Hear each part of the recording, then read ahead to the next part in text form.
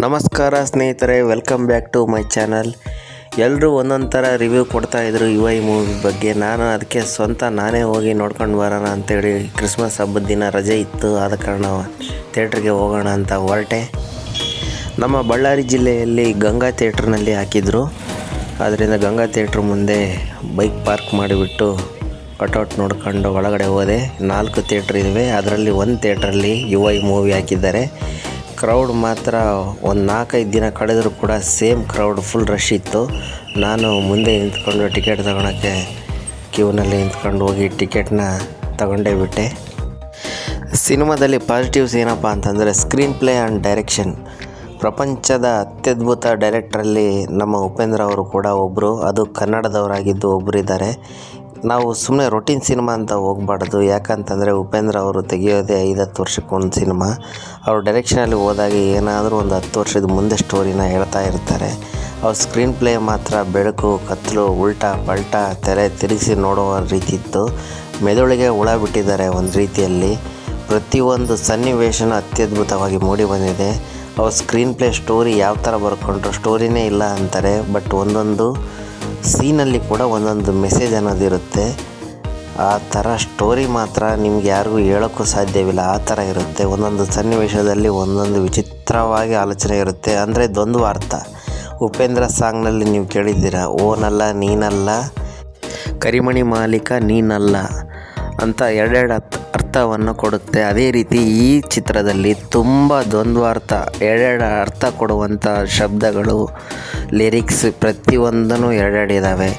ನಂದು ದೊಡ್ಡದು ನಿಂದು ಚಿಕ್ಕದು, ಚೀಪು ಈ ರೀತಿ ನೀವು ಹೋಗ್ತಾ ಸಿನಿಮಾದಲ್ಲಿ ಹೋದರೆ ಅದು ಯಾವ ರೀತಿ ಹೇಳಿದರೂ ಗೊತ್ತಿಲ್ಲ, ಬಟ್ ನೀವು ಯಾವ ರೀತಿ ಅರ್ಥ ಮಾಡ್ಕೊತೀರೋ ಅದು ಹಾಗೇನೆ ಅಂತ ಉಪೇಂದ್ರ ಅವರು ಕಾಮಾಗಿ ಹೇಳ್ಬಿಡ್ತಾರೆ.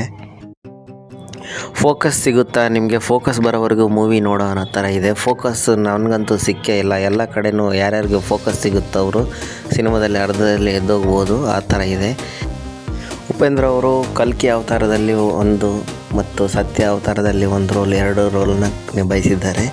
ಕಲ್ಕಿ ಅವತಾರ ಬಂದು ಫುಲ್ ನೆಗೆಟಿವ್ ರೋಲ್ ಬಂದುಬಿಟ್ಟು ಸೂಪರ್ ಆಗಿದೆ, ಸಖತ್ತಾಗಿದೆ, ಸೈಕ್ ಆಗಿದೆ. ಮುಂದೆ ಸ್ಟೋರಿ ಏನಾಗುತ್ತೆ ಅಂತೇಳಿ ಊಹೆ ಮಾಡೋಕ್ಕಾಗಲ್ಲ. ರವಿಶಂಕರ್ ಅವರು ತುಂಬ ಚೆನ್ನಾಗಿ ಮಾಡಿದ್ದಾರೆ. ಅವರು ಸ್ವಲ್ಪ ಕಾಮಿಡಿ ಚಟಾಕಿನ ಹಾರಿಸ್ತಾರೆ. ಗುರುಪ್ರಸಾದ್ ಅವರು ಡೆತ್ ಆಗಿರೋದು ತುಂಬ ದುರದೃಷ್ಟಕರ ಅಂತ ಹೇಳ್ಬೋದು. ಅವರೇನಾದರೂ ಈ ಸಿನಿಮಾನ ನೋಡಿದರೆ ತುಂಬ ಹೆಸರು ಮಾಡಿದ್ದಾರೆ, ತುಂಬ ಸಖತ್ ನಟನೆ ಮಾಡಿದ್ದಾರೆ ಅವರು. ಮತ್ತು BGM ಅಂತೂ ಹೇಳೋಂಗೆ ಇಲ್ಲ, ಹಾಲಿವುಡ್ ಲೆವೆಲ್ ರೇಂಜ್ಗಿದೆ. ಡೈರೆಕ್ಷನ್ ಯಾವ ಥರ ಇದೆಯೋ ಅದಕ್ಕೆ ತಕ್ಕಂತೆ BGM, ಸಾಂಗ್ಸ್, ಟ್ರಾಲ್ ಸಾಂಗ್ ಮಾತ್ರ ಸೆಕೆಂಡ್ ಹಾಫಲ್ಲೇ ಬರುತ್ತೆ, ಸೂಪರ್ ಆಗಿದೆ. ಮತ್ತು ನಂದು ದೊಡ್ಡದು ನಿಂದು ಚಿಕ್ಕದು ಆ ಸಾಂಗೂ ಚೆನ್ನಾಗಿದೆ. ಮತ್ತು ಇಲ್ಲಿ ಜಾತಿ ಧರ್ಮ ಇವೆಲ್ಲದರ ಬಗ್ಗೆ, ರಾಜಕೀಯ ವ್ಯವಸ್ಥೆ ಬಗ್ಗೆ ಮುಂದೆ ನಾನು ಸೂಪರಲ್ಲಿ ಹೇಳಿದ್ದೆ, ಈ ಥರ ಚೆನ್ನಾಗಿ ನಾನು ಹೇಳಿದ್ದನ್ನು ಪಾಲಿಸಿದರೆ ಡೆವಲಪ್ಮೆಂಟ್ ಆಗುತ್ತೆ ಅಂತೇಳಿ. ಆ ಥರ ಆಗಿಲ್ಲ, ಆ ಥರ ಯಾರೂ ಪಾಲಿಸಿಲ್ಲ. ಜನರು ಅದೇ ಥರ ಫಾಲೋ ಆಗಿದ್ದಾರೆ ರಾಜಕೀಯ ಸಿಸ್ಟಮ್ನ. ಅದಕ್ಕೆ ಇವತ್ತು ಜಾತಿ ಧರ್ಮ ಹೆಸರಲ್ಲಿ ರಾಜಕೀಯ ಸಿಸ್ಟಮೂ ಅದೇ ಥರ ಹೋಗಿದೆ. ಜಾತಿ ಧರ್ಮ ಅವೆಲ್ಲ ಹೆಚ್ಚಾಗಿದ್ದಾವೆ. ಇದೇ ಕಂಟಿನ್ಯೂ ಆದರೆ UI ಸಿನಿಮಾ ಮುಂದೆ ಈ ಥರ ಇರುತ್ತೆ, ಜಗತ್ತು ಕೂಡ ಈ ಥರ ಇರುತ್ತೆ ಅನ್ನೋದು ತೋರಿಸಿದ್ದಾರೆ. ದ್ವಂದ್ವ ಅರ್ಥ ಅಂತ ಹೇಳಿದಲ್ಲ, ಅದೇ ರೀತಿ ಅವ್ರ ತಾಯಿನ ಭೂತಾಯಿಗೆ ಹೋಲಿಸಿಬಿಟ್ಟು ಅತ್ಯಾಚಾರ ಮಾಡಿದ್ದಾರೆ ಅನ್ನೋ ರೀತಿಯಲ್ಲಿ ನಮ್ಮ ಮಾಲಿನ್ಯ, ಪೊಲ್ಯೂಷನ್, ಮೈನಿಂಗ್ ಇವೆಲ್ಲವೂ ಆಗಿ ಜಗತ್ತೇ ನಾಶ ಆಗಿದೆ ಅನ್ನೋ ಥರ ಅತ್ಯಾಚಾರ ಆಗಿದೆ ಭೂತಾಯಿ ಮೇಲೆ ಅನ್ನೋ ಥರ ಅದನ್ನು ತೋರಿಸಿದ್ದಾರೆ. ಈ ಥರ ಎಲ್ಲ ನಾಶಕ್ಕೆ ನಾಂದಿ ಆಡಿದಾಗ ಕಲ್ಕಿ ಅವತಾರದಲ್ಲಿ ಉಪೇಂದ್ರ ಅವರು ಹುಟ್ಟುತ್ತಾರೆ. ಅವರು ಕಲ್ಕಿ ಅವತಾರದಲ್ಲಿ ಕಲಿಯುಗದಲ್ಲಿ ಸಿನಿಮಾ ತೋರಿಸ್ತಾರೆ UIನಲ್ಲಿ. ಮತ್ತು ಡೈಲಾಗ್ಸ್ ಬಂದುಬಿಟ್ಟು ಸಖತ್ತಾಗಿದ್ದಾವೆ. ಪ್ರತಿಯೊಂದು ಡೈಲಾಗ್ಸ್ ಎದ್ದು ಶಿಳ್ಳೆ ಹೊಡಿತಾರೆ. ಥಿಯೇಟ್ರೇ ಕುಣಿದು ಕುಪ್ಪಳಿಸುತ್ತದೆ. ತಾಯಿ ಬಗ್ಗೆ ಹೇಳುವಾಗ, ಅಮ್ಮ ನೀನು ಎತ್ತಿರೋದು ಮಕ್ಕಳನ್ನಲ್ಲ, ಕಳ್ಳನ ಮಕ್ಕಳನ್ನ, ಲೋಫರ್ ನನ್ನ ಮಕ್ಕಳನ್ನ, ಕಂತ್ರಿ ನನ್ನ ಮಕ್ಕಳನ್ನ, ಅಲ್ಕ ನನ್ನ ಮಕ್ಕಳನ್ನ ಅನ್ನೋ ಡೈಲಾಗು.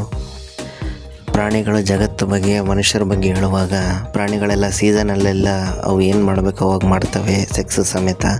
ಅದೇ ಮನುಷ್ಯರು ಎಷ್ಟು ವರ್ಸ್ಟ್ ಇದ್ದಾರೆ, ಎಲ್ಲ ಟೈಮಲ್ಲೂ ಮಾಡ್ತಾರೆ. ಅದು ಸಾಲದೆ ಅತ್ಯಾಚಾರ, ರೇಪ್ ಇವೆಲ್ಲ ಮಾಡ್ತಾರೆ ಅಂಥೇಳಿ ಒಂದೊಂದು ಡೈಲಾಗು ಮುತ್ತು ಅಂತ ಹೇಳ್ಬೋದು. ಒಂದೊಂದು ಸನ್ನಿವೇಶ, ಒಂದೊಂದು ಸೀನಲ್ಲಿ ಮೆಸೇಜ್ ಇದೆ. ಸ್ಟೋರಿ ಏನಂತ ಹೇಳೋಕ್ಕಾಗಲ್ಲ, ಬಟ್ ಪ್ರತಿಯೊಂದು ಸನ್ನಿವೇಶದಲ್ಲಿ ಒಂದು ಮೆಸೇಜ್ ಇದೆ. ಬಟ್ ನೆಗೆಟಿವ್ಸ್ ಏನಂತ ಹೇಳಿದಾಗ ಹೀರೋಯಿನ್ ಅಂತ ಹೇಳ್ಬೋದು. ಹೀರೋಯಿನ್ ಪಾತ್ರ ಜಾಸ್ತಿ ಅವಕಾಶ ಇಲ್ಲ. ಅಚ್ಯುತ್ ಅವರು ಇದ್ದಾರೆ, ಅವ್ರ ಪಾತ್ರನೂ ಅಷ್ಟಕ್ಕಷ್ಟೇ. ಸಾಧು ಕೋಕಿಲ ಅವರು ಅಷ್ಟಕ್ಕಷ್ಟೇ. ಬಟ್ ಕೆಲವು ಆರ್ಟಿಸ್ಟ್ಗಳನ್ನೆಲ್ಲ ಸ್ವಲ್ಪ ಬಳಕೆ ಮಾಡಿದ್ದಾರೆ. ಬಟ್ ಇದರಲ್ಲಿ ಮೇನ್ ಉಪೇಂದ್ರ ಅವರು ಒನ್ ಮ್ಯಾನ್ ಶೋ ಅಂತ ಹೇಳ್ಬೋದು. ಜೊತೆಗೆ ಸತ್ಯನ ಕೂಡಿ ಹಾಕಿದಾಗ ಅವರು ಹೊರಗೆ ಬರೋ ಪ್ರಸಂಗ ಸ್ವಲ್ಪ ಲ್ಯಾಗ್ ಆಗಿದೆ, ಅದನ್ನು ಸ್ವಲ್ಪ ಟ್ರಿಮ್ ಮಾಡಬೇಕಿತ್ತು. ಒಟ್ಟಾರೆಯಾಗಿ ಫಿಲಿಮ್ ಮಾತ್ರ ಸಖತ್ತಾಗಿದೆ. ತಲೆಗೆ ಒಳಗೆ ಬಿಟ್ಕೋಬೇಕಂದ್ರೆ ಉಪೇಂದ್ರ ಸಿನಿಮಾ ನೋಡಿ, ಸಖತ್ತಾಗಿರುತ್ತೆ. ಸಿನಿಮಾ ಕಾಮಿಡಿ ಸ್ಟೋರಿ ಅಂತ ಹೋಗಬೇಡಿ.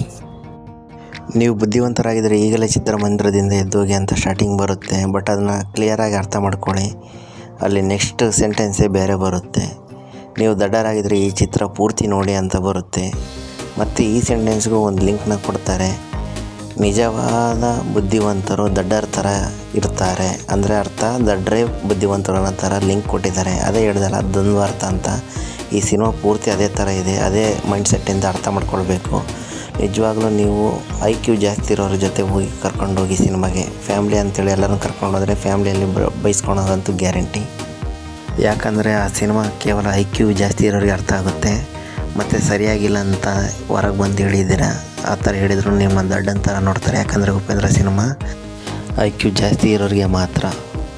ನನಗಂತೂ ಸಿನಿಮಾ ತುಂಬ ಇಷ್ಟ ಆಯಿತು. ನೀವು ಒಂದ್ಸಲ ಹೋಗಿ ನಮ್ಮ ಉಪೇಂದ್ರ ಅವರ ಡೈರೆಕ್ಷನಲ್ಲಿ ಸಖತ್ ಮೂಡಿ ಬಂದಿದೆ. Thank you for watching.